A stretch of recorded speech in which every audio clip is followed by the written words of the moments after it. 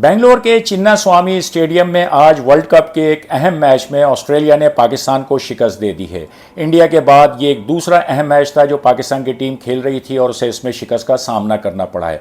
पाकिस्तान ने world cup का आगाज़ दो मैचों की कामयाबी से किया था। पहले उसने हॉलैंड को शिकस्त दी, फिर श्रीलंका के खिलाफ कामयाबी हासिल की थी, लेकिन सबको पता था कि असल जो मैचेस हैं वो अभी होने बाकी हैं। और इस सिलसिले में जो पहला मैच था, अहम मैच, वो इंडिया के खिलाफ था जिसमें पाकिस्तान की टीम हारी और आज ऑस्ट्रेलिया ने भी पाकिस्तान को शिकस्त से दो चार किया है। ऑस्ट्रेलिया के लिए भी ये कमबैक वाली सूरत हाल थी, क्योंकि पहले दो मैचों में ऑस्ट्रेलिया को भी जो है वो कोई अच्छी कारकर्दगी वो नहीं दिखा सकी थी और उसे नाकामियों का सामना करना पड़ा था, लेकिन फिर उसने कमबैक किया और आज पाकिस्तान के खिलाफ उसने 367 रन 9 खिलाड़ी आउट अपने मुकर्ररा 50 ओवर्स में बनाए। जब मिचेल मार्श और डेविड वार्नर बैटिंग कर रहे थे तो ऐसा लग रहा था कि एक पहाड़ जैसा स्कोर ऑस्ट्रेलियाई टीम खड़ा कर देगी। 400 का जो हिस्सा है वो बोर्ड पर नज़र आ रहा था और 259 रन की शिराकत हुई थी, तो उसके बाद तो सबको ये यकीनी नज़र आ रहा था कि ऑस्ट्रेलियाई टीम जो है वो 400 तक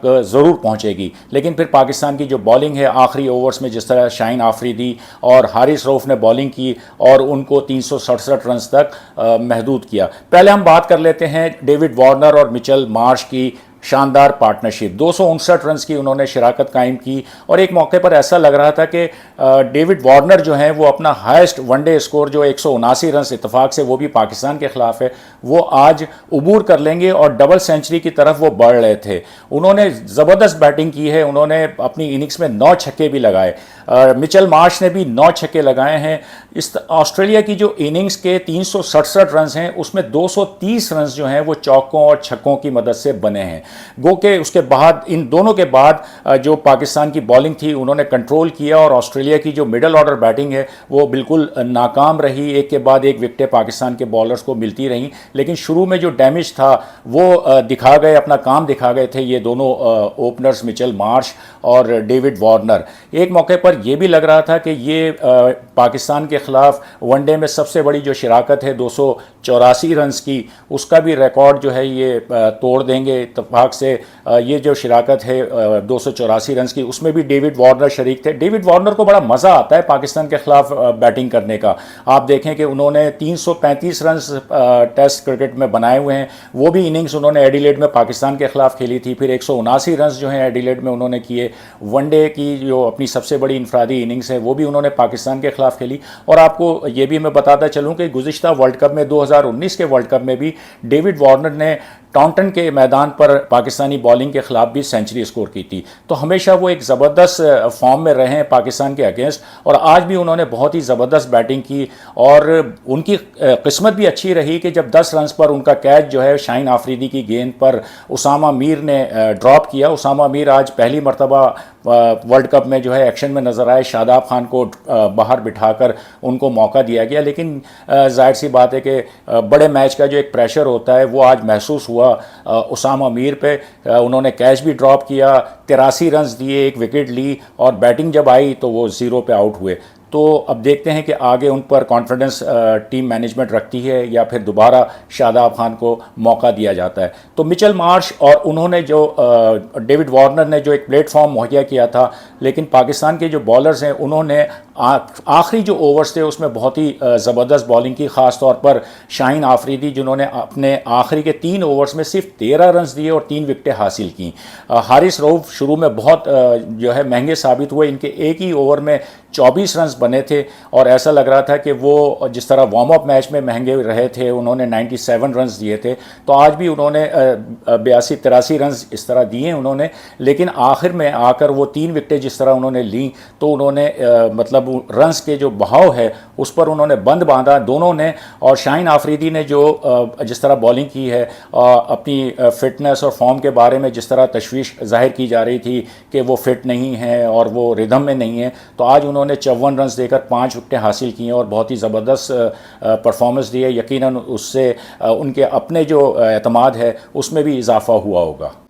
और अब हम बात कर लेते हैं पाकिस्तान की बैटिंग की। गो के एक अच्छी शराकत कायम की ओपनिंग पार्टनरशिप अब्दुल्ला शफीक और इमामुल हक ने, लेकिन उसके बाद जो है वो विकटें गिरती रहीं। शॉट सिलेक्शन पाकिस्तानी बैट्समैनों के वो बहुत ही कमज़ोर रहे। अब्दुल्ला शफीक ने 64 और इमामुल हक ने 70 रन किए, लेकिन जब बाबर आजम आउट हुए तो उसके बाद जो है वो पाकिस्तान की जो उम्मीद है वो कम से कम होती जा रही थी। गो के इफ्तिखार अहमद ने 3 छक्के लगाए, सऊद शकील मौजूद थे, रिजवान मौजूद थे, उन्होंने 40 रन स्कोर किए, लेकिन पाकिस्तान टीम को जिस फायर पावर की ज़रूरत थी, जिस तरह जाहराना बैटिंग की ज़रूरत थी, वो नज़र नहीं आई और फिर पाकिस्तान की टीम जो है वो फतह से दूर होती गई और फिर 62 रन की जो जीत है वो ऑस्ट्रेलिया का मुकद्दर ठहरी। पाकिस्तान ये मैच हारा है। अब पाकिस्तान के लिए जो अगला मैच है वो भी बहुत अहमियत का हामिल है, वो चेन्नई में है और पाकिस्तान का जो मुकाबला है चेन्नई में वो अफगानिस्तान के स्पिनर से होगा। आपको याद होगा कि वर्ल्ड कप से पहले पाकिस्तान क्रिकेट बोर्ड ने दरख्वास्त की थी आईसीसी से कि पाकिस्तान का जो मैच है अफगानिस्तान के ख़िलाफ़ वो चेन्नई से कहीं और मुंतकिल कर दिया जाए, वो बेंगलोर मुंतकिल कर दिया जाए, लेकिन वो दरख्वास्त जो है वो मंजूर नहीं हुई थी।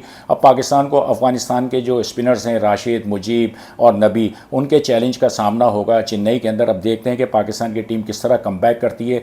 2 मैचेस शुरू के जीतने के बाद पाकिस्तान की टीम 2 मैच हारी है। पॉइंट्स टेबल पर अब वो 5वें नंबर पर है। ऑस्ट्रेलिया की टीम अब 4थे नंबर पर आ गई है, लेकिन न्यूजीलैंड और भारत वो दो ऐसी टीमें हैं जो अभी पॉइंट्स टेबल पर ऊपर हैं, नाकाबिले शिकस्त हैं। तो एक पॉइंट्स टेबल की जो सूरत हाल है उसमें पाकिस्तान के लिए अब अगले मैचेस जो हैं वो बड़ी अहमियत के हामिल हैं। अब फैसला कुन घड़ी आती जा रही है और ये फैसला होना है कि सेमीफाइनल में पहुंचने वाली 4 टीमें कौन सी होंगी। ये तो थी पाकिस्तान टीम की परफॉर्मेंस की बात, लेकिन ये बात भी सबको पता है कि पाकिस्तान की टीम इस वक्त इंडिया में बहुत ज़्यादा मकबूल है। पाकिस्तान के खिलाड़ी जो हैं वहाँ पे बहुत मकबूल हैं।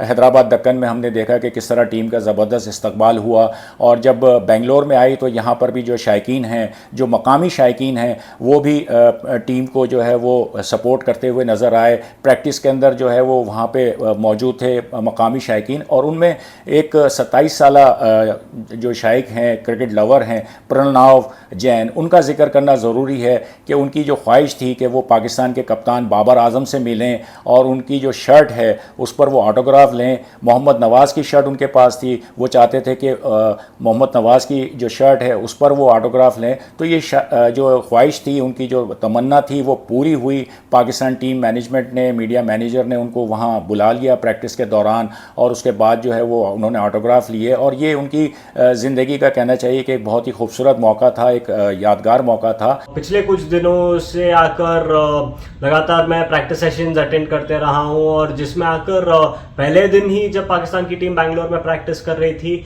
मेरी मुलाकात बाबर आजम और मोहम्मद नवाज से हुई थी। बहुत अच्छा एक्सपीरियंस था मेरे लिए और मैं आपका शुक्रगुजार हूं कि आपने मुझे ये अपॉर्चुनिटी दी कि आकर आपने एक रिक्वेस्ट डाली पीसीबी को और मेरा एक बहुत बड़ा सपना पूरा हो गया, जहां मेरे को बाबर आजम का ऑटोग्राफ उसकी जर्सी पे हो गया और मोहम्मद नवाज का भी उनकी जर्सी पे हो गया था। और प्रणव जो हैं उन्होंने न सिर्फ ये कि बाबर आजम और नवाज़ से जो है ऑटोग्राफ लिए, बल्कि अगले दिन भी वो दोबारा प्रैक्टिस में पहुँचे और वहाँ पर उन्होंने खिलाड़ियों के साथ जो है वो सेल्फियाँ बनाई हैं और जो आप स्क्रीन पर देख सकते हैं। और उनकी जो शर्ट है वो अब उनके कलेक्शन में एक ऐसी यादगार चीज़ के तौर पर हमेशा के लिए महफूज हो गई है।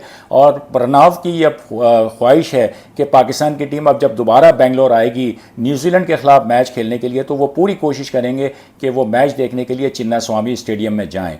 तो पाकिस्तान की टीम के लिए अब आने वाले जो मैचेस हैं वो यकीनन बड़ी अहमियत के हामिल हैं और उम्मीद की जा सकती है कि पाकिस्तान की टीम कमबैक करेगी, क्योंकि ये टीम ऐसी है कि जिसको कभी भी हम नज़रअंदाज नहीं कर सकते। क्योंकि जब भी ये मुश्किल में होती है, जब भी उस पर कड़ा वक्त आता है, एक आध शिकस्त जो है होती है, उसके बाद उसका जो कमबैक होता है वो बहुत ही ज़बरदस्त होता है।